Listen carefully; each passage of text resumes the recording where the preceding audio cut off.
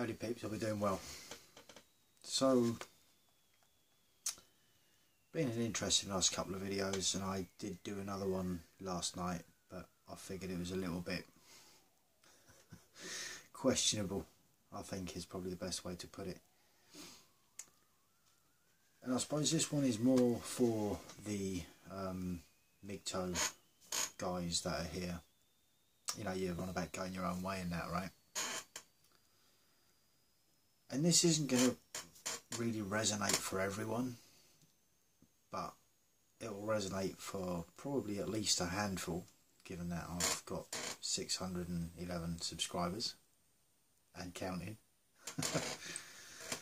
Now you see, obviously I've been speaking recently about the whole what is referred to as woo-woo stuff, and one of the channels that I watch, Pure Male Dark, he did a video, I think it was last week, about like intuitive things that he's had experienced in the past, and I was sort of giving this a bit of thought. And like I said, this video isn't going to be for everyone, and it is what it is, you know, like as the saying goes, you know, take what resonates and disregard the rest, as it were. But if I start talking about life paths, you know, the stuff that I've spoken about, my personal life path from a few videos ago, like what my thoughts were as a kid and how they kind of panned out as time progressed, and then other things when looking up at the moon and requesting my desires and getting granted such desires. And it's a difficult one, because whereas I don't totally believe in fate just being fate, like, you know, I do think we're here for a reason, obviously, right? And that could be a personal thing to you. You see, with me, spirituality has been something that's always been in my life, even if below the surface. You know, for a long time it's been dormant, and then as of recent it's sort of crept out, and here we are. And I've spoken about karmics, people that have a certain karma following them, you know, and you guys might have been involved with these people, and they're not necessarily like, they're not always like intimate relationships. Sometimes it could be situations you find yourself in with groups of friends, and you know, you might find out there's a couple of friends there, or a couple of people in that group of friends, and you really get on well with them, you really resonate with them, you know, you have a lot of things in common. And others, you can pick up a little something about them, and you as the saying goes, it makes you feel a certain kind of way, right? I've heard that one recently. It's like, yeah, I know that one. That's very well worded. I like that. Definitely make you feel a certain kind of way. You know, you're not too sure about them.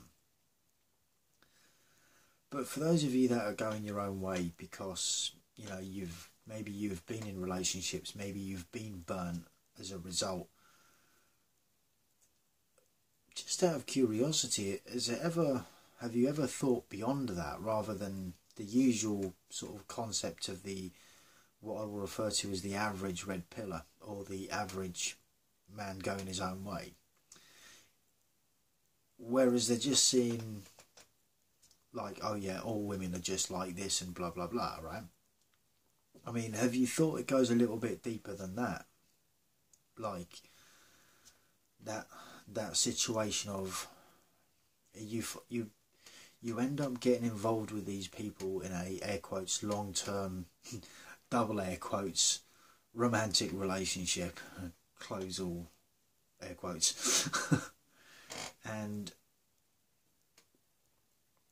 it's more to do with looking back at the experience, you know, how you met, and not so much, you see, the problem for us guys is feelings and emotions. Like, a lot of the time we're not totally in tune with them. I mean, sure, look, we can all find a girl that we find extremely hot and attractive.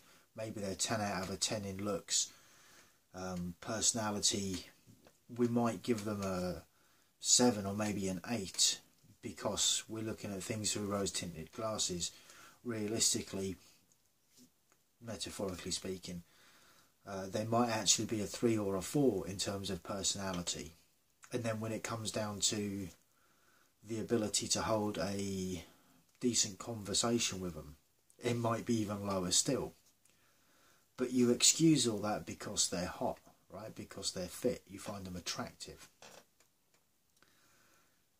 And with that, you allow them to behave a certain way with you. And then have you looked at that relationship, like, and how it sort of panned out, and like, now I will say how you felt afterwards. And I'm not talking about the sort of being angry because you were betrayed. Maybe they decided to play the field, you know, they stepped out on you, or they went to somewhere where they thought the grass was going to be greener and burnt that bridge with you. I'm not talking about that anger from what they did.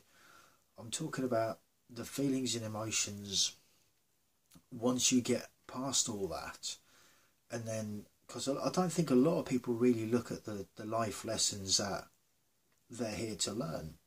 You know, this is why a lot of the time the average person, male or female, will find themselves in these situations where they pick potential bad partners. Now look, I'm not going to discount the fact that some women just choose bad partners because that is what they're used to. In the same, you know, it's the familiarity, right? There might be something about, I'll use the typical example of the bad boy, right? Where they'll be attracted to the bad boy because that's what they're used to, and that is what deep down in their own subconscious they resonate with as being comfortable, even though it's not, because they're not happy, not really. You could argue maybe it's more about the drama, you know, they're addicted to the drama, the sense of danger and the sense of insecurity that some of these guys might actually bring through the door, literally. And it's like, you know, for the average person that's a bit clued up, you'd be like, are you crazy, girl? Like, really? Why would you want that? Some just do, right? And there's no real, from our perspective, there's no real logic as to why they would choose that, because, you know, ultimately it's going to end in a world of probable emotional pain and possible physical pain, you know, if the bad boy is particularly bad, right?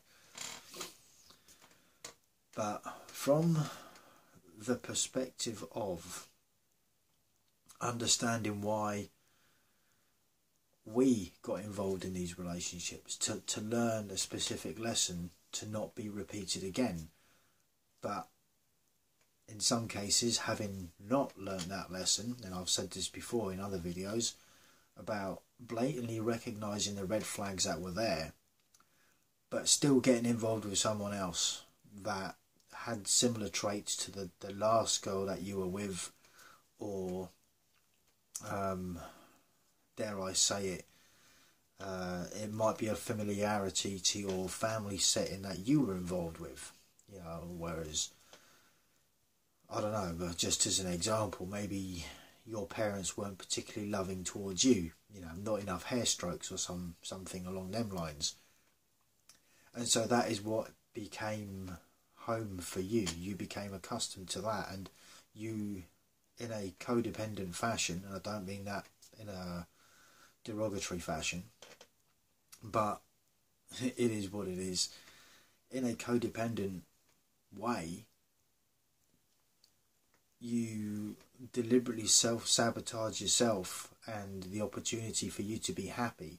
So you would have chosen that kind of relationship a second, possible third, fourth and fifth time round, until eventually you get to that point where you decide that, oh well, they're just all like that.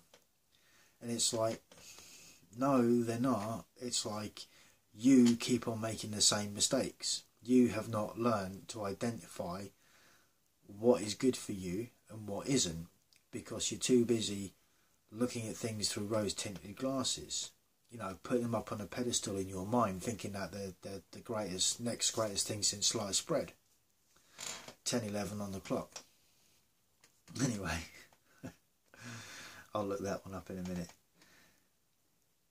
But this is just it. Now, okay, so say you have had several of these relationships and you've decided to swear off women.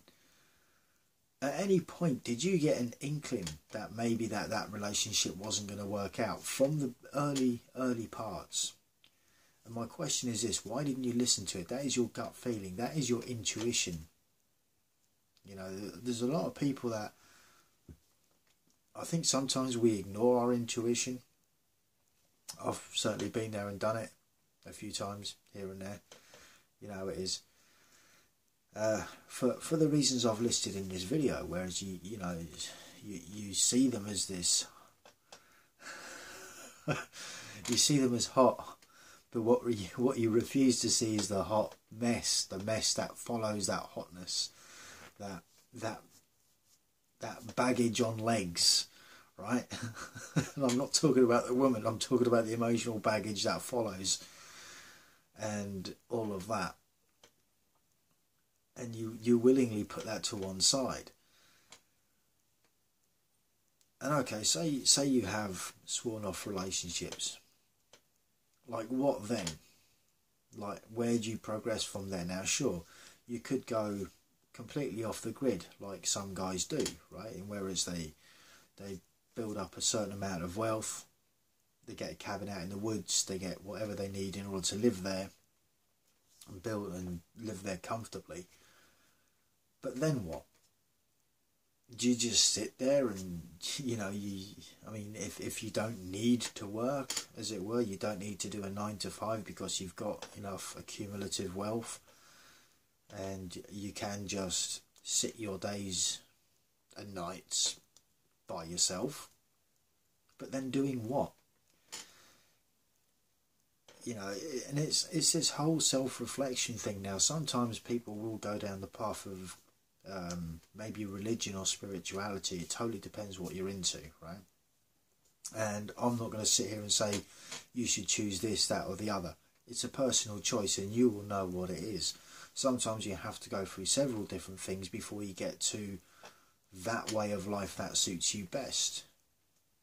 And not every way of life is going to be the same for everyone. In terms of spirituality, some, like I say, some might choose Catholicism for argument's sake, being a Christian, Wicca, paganism, or Muslim, Hindu, whatever. But as a means to find inner peace with yourself.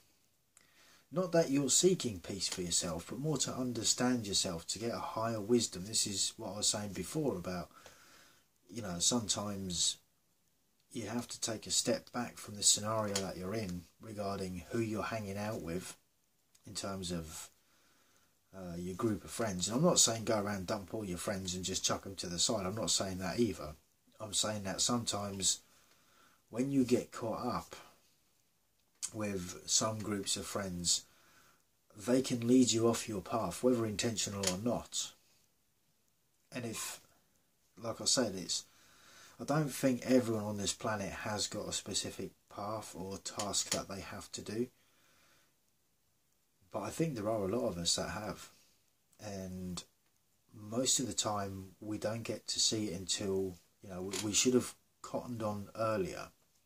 But because there's so much distraction out there, if you think of like even social media, TikTok, Facebook, Twitter, all Instagram, all of that, all the other things that we've got to distract us, to keep our minds occupied, the short-term gratification with no real aim for long-term goal.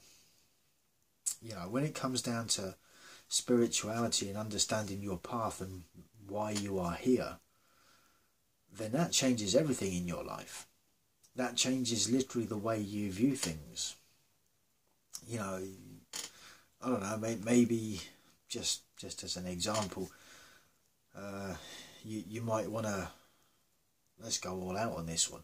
Set up an orphanage or something like that, you know, for the less privileged kids, you know, that have maybe been abandoned by both sets of parents for one reason or another, you know. And as a way of giving back, and not, again, I'm not saying do this so that you look good in the eyes of the masses. It has to come from the heart. You know, it has to be a pure intent, something that you actually want to do. It could even be like somewhat like kennels for animals, dogs, cats, whatever, right? Like a refuge, as it were. But just something that, you know, for you, a path that is suited for you. Because I think sometimes a lot of people, like I say, when it comes down to the way society is now, there's a lot of 1555, there's a lot of short-term gratification, and it takes us off our path and leads us off and delays us from doing what we're actually supposed to be doing. You know, I've often wondered this about the channel, alright, I've covered all these different things. I understand quite a lot about people with multiple personality disorders, mental health issues, all of that.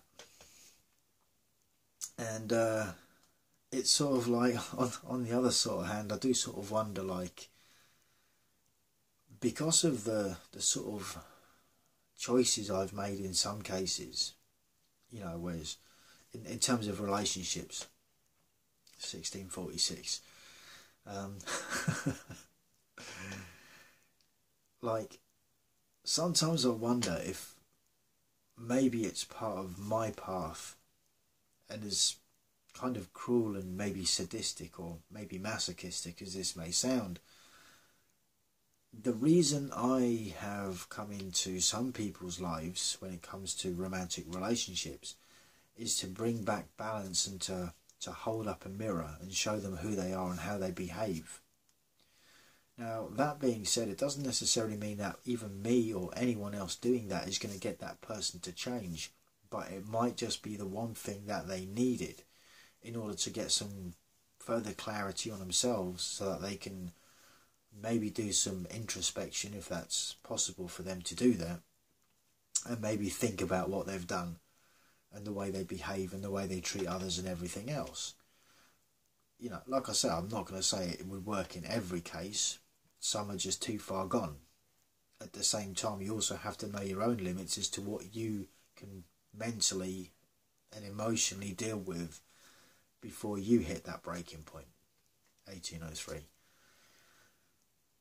But yeah, just some thoughts. Like I said, you know, have you learnt the lessons of your life? Do you even think you're on a life path? I'm just curious. I'm asking the question, you know. And it's a rhetorical question. It's like, answer it to yourself, you know. Sit back and do some real reflecting on your life and the situations you've been in, whether you've had these gut feelings, whether you've had these, air quotes, premonitions, as it were, as to what the potential for your life path actually is. I'm just saying. So, anyway, 1844. Thank you for listening. Till the next one, stay cool, stay free. Peace out.